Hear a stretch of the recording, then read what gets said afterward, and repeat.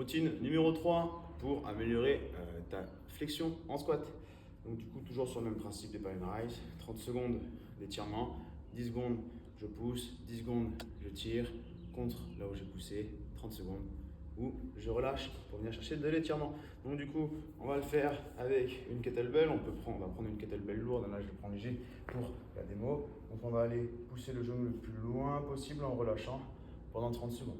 Une fois que j'ai fait ces 30 secondes, je vais appuyer le plus fort possible dans mes orteils au niveau du sol, comme si je voulais repousser mon genou, mais du coup je ne vais pas repousser mon genou vu que j'ai la charge qui va m'en empêcher. C'est pour ça que je vous dis qu'il faut prendre une charge assez lourde.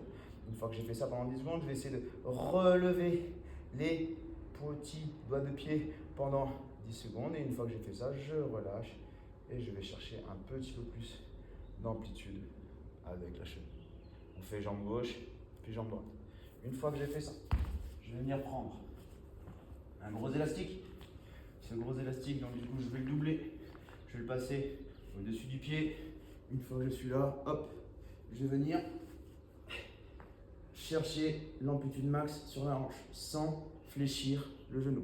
Là, je peux aller très loin si je fléchis. Si je ne fléchis pas et que je viens ramener les pointes de pied vers moi, là, je suis au maximum. Une fois que je suis là, je vais venir tirer pendant 30 secondes.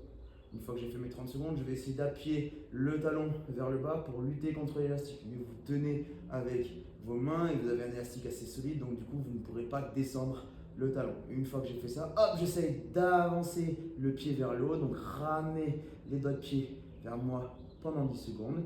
Et une fois que j'ai fait ça, je remets de la pression avec les bras et je viens rechercher de l'étirement. Et ça, pareil, on va venir faire donc 30 secondes d'étirement, 10 secondes je pousse, 10 secondes je tire, 30 secondes je tire, jambe gauche, puis jambe droite. Et une fois que j'ai fait ça, sur le troisième exercice, on va garder cette sangle ou cet élastique, donc un élastique solide, on va venir le caler sous l'avant de son pied. Et là, ce qu'on va venir faire, on va venir se mettre en position de fente le plus possible vers l'avant. Le talon peut décoller un tout petit peu, mais il faut vraiment éviter que ça se lève trop. Une fois que j'ai fait ça, je vais venir étirer pendant 30 secondes en essayant d'aller chercher le plus loin possible. Le genou arrière ne va pas toucher le sol.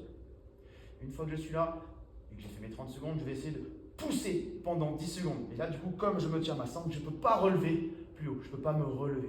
Une fois que j'ai fait mes 10 secondes, je vais essayer de ramener les pointes de pied pareil vers moi et d'aller chercher une plus grande amplitude au niveau de ma cheville. Et là, pendant 30 secondes, je relâche.